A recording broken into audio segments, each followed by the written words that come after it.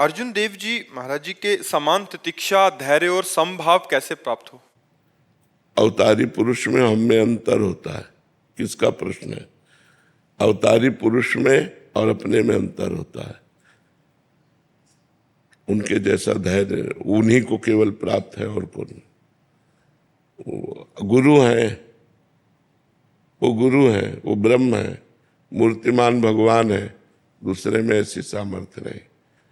सामर्थ्य यहाँ जरा सा बीमारी हो जाए तो भजन छूटने लगता है, और उनको तपते हुए तवे पर बैठाल कर जलती हुई तपती हुई बालू डाली जा रही, भयानक कष्ट के सब नाखून और सब कष्ट उनको दिए जा रहे, और कह रहे तेरा किया मीठा लागे, तेरा किया मीठा लागे, वाहे गुरु वाहे गुरु वाहे गुरु। इसके आगे कोई शब्द नहीं, आह नहीं, शरीर छूट गया। नदी में जाकर फिर शरीर छोड़ दिया। तेग बहादुर सिंह जी की गर्दन, लेकिन वाहे गुरु वाहे गुरु। हम तो महापुरुषों के चरणों में कोटि कोटि प्रणाम करते हैं और आकांक्षा करते हैं कि वो कृपा करें कि थोड़ी भक्ति हमारे हृदय में आ जाए। उनकी कृपा से हमारे अंदर थोड़ी भक्ति है, उनके जैसा दूसरा नहीं बच्चा। हाँ, हम लोग उनके चरणों का आश्रय लेकर, गुरुवाणी का आश्रय लेकर थोड़ा आगे बढ़ सकते हैं भक्ति में, लेकिन ऐसा कांप जाए हृदय सुन करके, हृदय सुन के कांप जाए, फिर जिसके शरीर में कष्ट हो रहा हो, इतना कष्ट, लेकिन तेरा किया मीठा लागे, हर कष्ट को सहते रहे। रागनी जी महाराज जी, इन गर्मियों से पहले मुझे भगवान में बिल्कुल आसक्ति नहीं थी, फिर अचानक ऐसा हुआ कि राधा नाम जपने से उसने अपना प्रभाव दिखाया और श्रद्धा आ गई। महाराज जी अभी यह कह रहे हैं कि जब डर लगता है कि किसी दिन अगर सेवा से चूक हो गई, जैसे रजो धर्म में पूजा नहीं कर सकते लेकिन घर में किसी और पर निर्भर भी नहीं रह सकते पूजा के लिए, तो उतने दिनों में भगवान की सेवा कैसे करें महाराज जी? हाँ, मतलब कोई अपराध नहीं है, ना सेवा होने पर भगवान नाराज नहीं हो जाएंगे, पर अगर ऐसी व्यवस्था हो जाए कि कोई आकर भगवान को भोग लगाया जाए, उन 3 दिनों में कोई सेवा कर जाए तो अच्छी बात है, और ना कोई करे तो कोई परेशानी नहीं, भाव से कर दीजिए। आंख मूंदा, भाव से थाली लगाई, भाव से भोग पवा दिया, भगवान भाव से पा लेंगे। शरीर में पवित्रता का भेद रहता है, तो 3 दिन शरीर से भोग न लगाकर भाव से भोग लगा दीजिए, भाव से ठाकुर जी को रिझा लीजिए। अगर कोई प्रगट में सहयोगी हो तो उससे प्रार्थना कर दीजिए कि भोग बनाकर ठाकुर जी को लगा दें। अगर नहीं लगाते तो भाव से लगा दीजिए, ठाकुर जी 3 दिन तुम्हारी भाव में ही पूजा स्वीकार करेंगे। अभिलाष जी। श्री हरिवंश, राधे राधे। राधे राधे महाराज जी। महाराज जी, आज इस कलयुग में हम सभी मनुष्यों के लिए व्यवहारिक जीवन में परम कल्याण क्या है? पापाचरण छोड़कर भगवान का नाम जप करते हुए धर्माचरण करना। चाहे जो युग हो, अगर पाप कर्म करोगे तो दुर्गति को प्राप्त हो जाओगे, भारी दुखों के संकट के जाल में फंस जाओगे। तो पाप कर्म का त्याग करना और धर्म पूर्वक जीवन बिताना। तो पाप कर्म का त्याग करने की सामर्थ्य नाम जप से आएगी, धर्म पूर्वक जीवन बिताने की सामर्थ्य भी नाम जप से आएगी। तो कलयुग केवल नाम आधारा, सुमिर सुमिर भव उतर ही पारा। जो नाम जप करता है वो सब ठीक हो जाएगा। तो खूब नाम जप करो, जो भगवान का नाम आपको प्रिय लगे, राम कृष्ण हरि राधा शिव, जो नाम प्रिय लगे वो खूब नाम जप करो, इसी से मंगल हो जाएगा। गुरुदेव, मेरे इसमें एक प्रश्न है। हम बिना दीक्षा लिए सिर्फ राधा राधा नाम जप करके तो कहीं से सुना ना, नहीं निकुंज पहुंच सकते हैं? नहीं, कहीं से सुना ना, कहाँ से सुना? मुख से गुरु। तो आप क्या मानते हो? क्या इसे गुरु मंत्र नहीं मानते हो? गुरु मुख से निकला हुआ नाम दीक्षा तो हो गई ना, तो इससे भगवत प्राप्ति हो जाएगी। आप चिंता ना करो। हम कहीं से भी नाम सुनते हैं तो किसी संत के मुख से सुनते हैं, हम उसी संत को गुरु मान लेते हैं और नाम जप करते हैं तो भगवत प्राप्ति हो जाएगी, इसमें कोई संशय नहीं। प्रभात तिवारी जी। राधे राधे महाराज जी। महाराज जी, क्या पूर्वजों की गलतियों की सजा हमको भी भुगतनी पड़ती है? हो सकता है, अगर हमारा कर्म संस्कार जुड़ा हुआ है तो हमें भोगना पड़ सकता है। जैसे पुत्र की गलती पिता और बाबा को भी भोगनी पड़ सकती है। वो कोई ऐसा कार्य करे जिससे उसके परिवार को पूरे को दंड मिल सकता है, सताया जा सकता है, कहाँ है बोलो, दंड दिया जा सकता है। ऐसे ही बाप बाबा का कर्जा या कोई दुश्मनी या कोई ऐसे कार्य जिनको नाती को भी भोगना पड़ सकता है, पौत्र को भी भोगना पड़ सकता है, क्योंकि हमारा संबंध है। संबंध से कर्मों का संबंध होता है और कर्मों को फिर भोगना होता है। अब मान लो बाप बाबा की दुश्मनी है, उसमें तुम्हें कष्ट दिया जाए, आप दुश्मनी नहीं करते, आप सबसे हाथ जोड़ के रहते हैं, लेकिन बाप बाबा की फैलाई हुई दुश्मनी है। आप बड़े ईमानदार हैं, लेकिन उन्होंने बेईमानी की है, उन्होंने कर्जा किया है, तो आपको भोगना पड़ेगा, फिर उनका कर्जा देना पड़ेगा। नहीं वो तुम्हारी संपत्ति पर अपना अधिकार जताएंगे, तुमसे लड़ेंगे। कई तरह के ऐसे कर्म भोग होते हैं जो पुत्र के कर्म भोग पिता और बाबा को भोगने पड़ते हैं, और बाबा और पिता के कर्म भोग पुत्र को भी भोगने पड़ते हैं, क्योंकि कर्मों का संयोग होता है। उसी संयोग से तो हम उनके पुत्र बने हैं आकर के, तो वही भोग भोगना पड़ता है। अमित जी जयपुर से। राधे राधे महाराज जी। महाराज जी, भाव, चिंतन और कल्पना का स्वरूप क्या है? भाव, जब हम निरंतर भजन का अनुष्ठान करते हैं, पर निरंतर भजन का अनुष्ठान संत संग से होता है। भजन न होई संग बिनु, भजन बिना नहीं प्रेम, छिन्हू भजन न छाड़िए, धरिए यह ध्रुव नेम। जब हम भजनानंदी संतों का संग करते हैं तो उनके कृपा प्रसाद से भजन में हमारे अंदर भाव आता है कि हम भगवान के लिए अपना जीवन समर्पित करें, हम सत्कर्म करते हुए निरंतर भजन करें। ये साधारण भाव आया। जब हम निरंतर भजन करते हैं तो अनर्थ की निवृत्ति होती है, पापाचरण की, अधर्म की, गलत वृत्तियों की। जब इनकी निवृत्ति हो जाती है तब हमारे अंदर भाव आता है। नाम में ऐसी प्रेममयी रुचि और भगवान में भाव का प्राप्ति, और भाव ही भगवान की प्राप्ति कराता है। जब हमारे अंदर भगवत भाव आ जाता है तो जड़ चैतन्य समस्त चराचर जगत में एकमात्र भगवान का ही अनुभव होता है। जड़ चेतन जग जीव जत सकल राम मैं जाने, यह है भाव। दास्य भाव, सख्य भाव, वात्सल्य भाव, कांता भाव अर्थात गोपी भाव, सहचरी भाव, यह है भाव। भाव कब आता है? पहले साधु संग, भजन में हमारे अंदर भावना आना कि हमारा प्रतिक्षण भजन हो, अनर्थ की निवृत्ति, फिर भजन में गाढ़ रुचि, फिर भगवत भाव, फिर भगवत प्रेम, भगवत प्राप्ति, ये क्रम है। चिंतन ना ये वाचिक जप है ना उपांश जप है, ये मानसिक जप है। राधा तो अंदर चल रहा है, राधा जो चल रहा है वही सुन रहे हैं, वही लिख रहे हैं, इसे चिंतन कहते हैं। अंदर ही अंदर, बाहर कोई चेष्टा नहीं है, अंदर से हम नाम जप करते हुए नाम में डूब रहे हैं। नाम का चिंतन, भगवान के रूप का चिंतन, भगवान के गुण का चिंतन, भगवान की लीलाओं का चिंतन, ये चिंतन ही हमारे अंदर जाकर परम भाव पैदा कर देता है। और कल्पना ये असत है। सत की कल्पना नहीं होती, भावना होती है, असत की कल्पना होती है। तो कल्पना शब्द असत से है और चिंतन और भावना ये अध्यात्म से है, और ये प्रारंभ साधु संग से होती है और पूर्णता भगवत प्रेम में होती है। किसका प्रश्न था, समझ पा रहे हो आप? ज्योति सिंह जी काशी से। राधे राधे महाराज जी। महाराज जी, निष्काम भक्ति और भगवत प्राप्ति की लालसा में भगवान जल्दी किसको मिलते हैं? निष्काम भक्ति वालों को या भगवत प्राप्ति की लालसा वालों को? तो निष्काम भक्ति ही तो भगवत प्राप्ति का रास्ता है। आपने उसे दो करके कैसे बात कर दी? एक ही बात तो है। भगवत प्राप्ति की लालसा ऐसे हो जाती है क्या? भोगैश्वर्य प्रसक्ता नाम तया परत चेतसाम व्यवसायत्मिका बुद्धि समाधौ न विधीयते।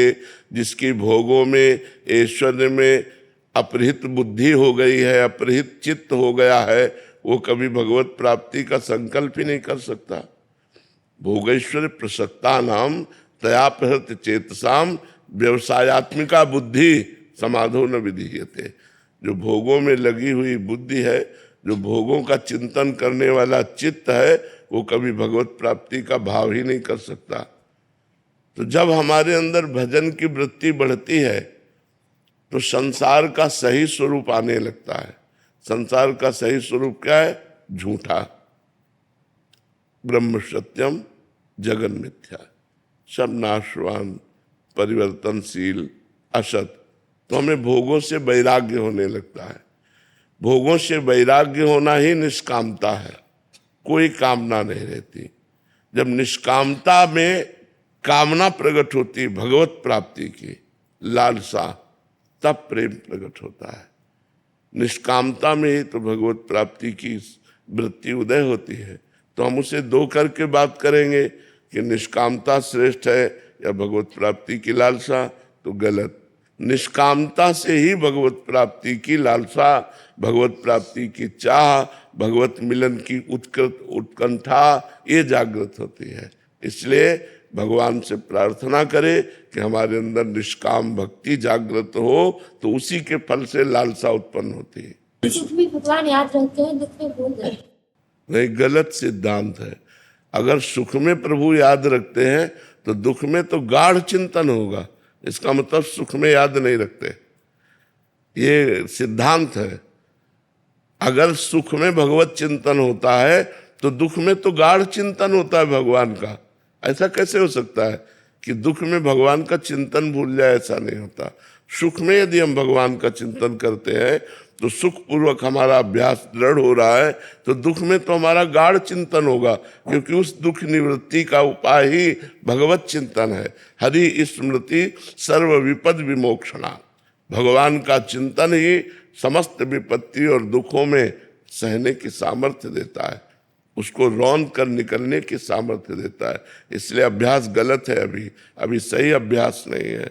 सही अभ्यास अगर सुख में सतत भगवत चिंतन हो रहा है, दुख में गाढ़ चिंतन होगा। अभ्यास ठीक करो। सौम्या अवस्थी जी। राधे राधे।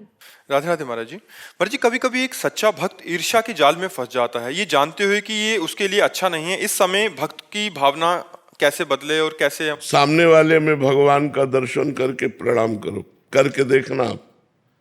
जब मिले तब सामने वाले में भगवान का दर्शन करके प्रणाम करे, ईर्ष्या नष्ट हो जाएगी। या आपकी उससे है या उससे आपके, दोनों की नष्ट हो जाएगी ईर्ष्या।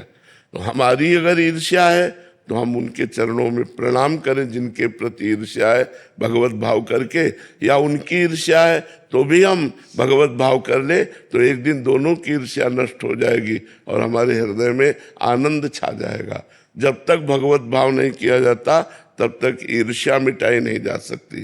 वो लाख गणित करो, वो अंदर जलन बैठ जाएगी। कंचन तजना सहज है, सहज तिया का ने, मान बढ़ाई ईर्ष्या दुर्लभ तजनाए। ये कठिन विषय है, भगवत भाव के द्वारा ही त्याग होता है। मत्सरता, मेरे से आगे निकला जा रहा है, या ईर्ष्या, ये बहुत कठिन है त्यागना। ये भगवत भाव से त्यागी जा सकती है। पार्थ जी मुंबई से। राधे राधे महाराज जी। महाराज जी, जीवन में कई बार कुछ खोकर ही कुछ पाने का अनुभव होता है। एक और कृपा और प्रशंसा होती है तो दूसरी ओर उलझन और असंतुलन बनता है। ऐसे समय में जब मन को भविष्य की चिंता और संबंधों में कठिनाई महसूस हो, तब भक्ति को कैसे स्थिर और निर्मल रखना? नाम जप। उस समय नाम जप को पकड़ लेना चाहिए। जैसे अब तूफान आ रहा है तो हम किसी पहाड़ का आश्रय ले ले तो सुरक्षित हो जाएंगे। तो तूफान माया का है, बहुत बड़ा तूफान है। कभी कभी ऐसी घटनाएं होती हैं, ऐसी परिस्थितियां आ जाती हैं कि केवल एक ही रास्ता दिखाई देता है। जब ऐसी स्थिति आवे उस समय भगवान का आश्रय लो और नाम जप करो। देखो तूफान ऐसे ऐसे उड़ जाएगा और आप बिल्कुल बच जाएंगे। भगवान बचाते हैं। हरि स्मृति सर्व विपद विमोक्षणा। भगवान का स्मरण तुरंत विपत्तियों का नाश करता है। तो जहां विपत्ति में फंसे जहां ऐसा लगे अब मेरा माइंड काम नहीं कर रहा, उस समय विशेष भगवान का नाम स्मरण करे, भगवान से जुड़े, संसार का सहयोग न ले, संसार के किसी व्यक्ति से फोन करके सहयोग न ले कि आप हमें थोड़ी समस्या का समाधान, वो और फंसा देगा।